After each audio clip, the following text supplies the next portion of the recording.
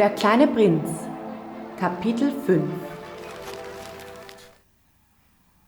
Jeden Tag lernte ich etwas Neues über den Planeten, über den Abschied, über die Reise.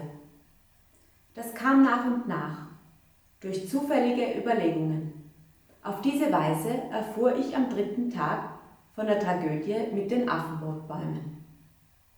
Auch das geschah dank eines Schafs. Denn plötzlich fragte mich der kleine Prinz, wie von einem schlimmen Zweifel überkommen. Es ist doch wahr, dass Schafe Sträucher fressen, oder? Ja, das ist wahr. Ach, da bin ich froh.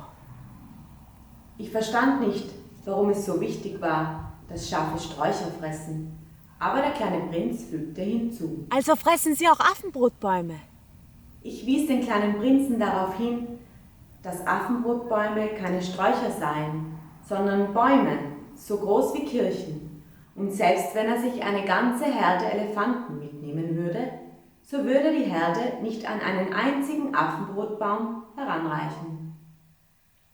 Über die Idee mit den Elefanten musste der kleine Prinz lachen.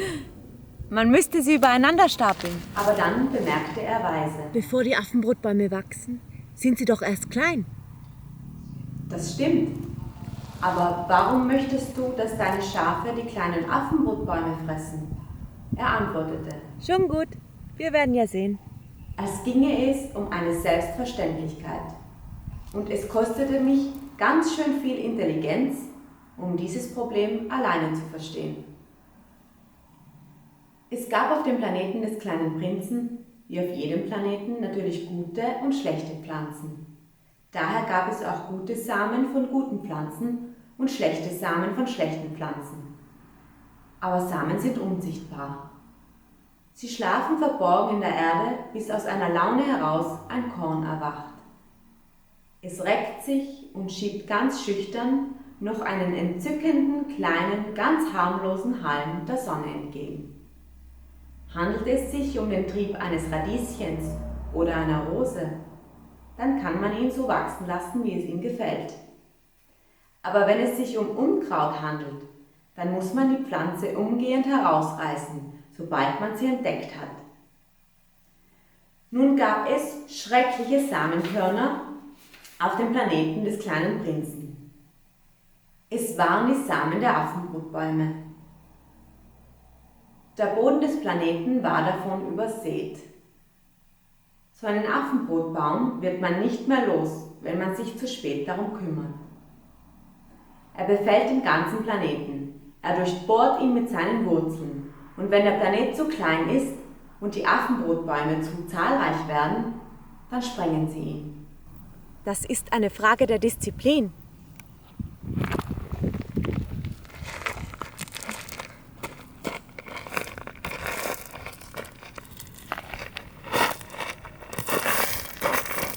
Wenn man morgens aus dem Bad kommt, dann muss man auch den Planeten säubern.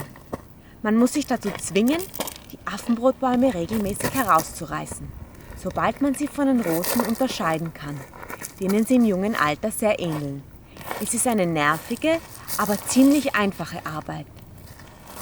Und eines Tages riet er mir, mich doch zu bemühen, eine schöne Zeichnung zustande zu bringen, damit die Kinder bei mir zu Hause es sich einprägten.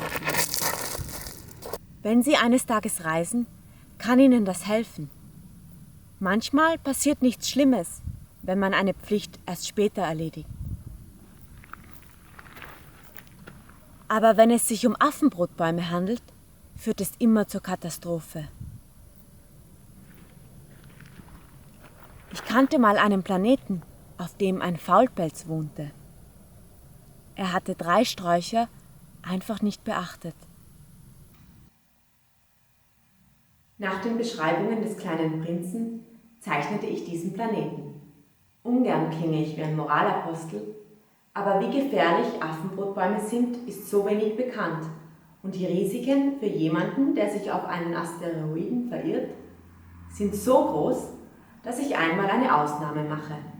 Ich sage, Kinder, Vorsicht vor Affenbrotbäumen, um meine Freunde vor dieser unbekannten Gefahr zu warnen, der sie, ebenso wie ich, bislang stets knapp entkommen waren.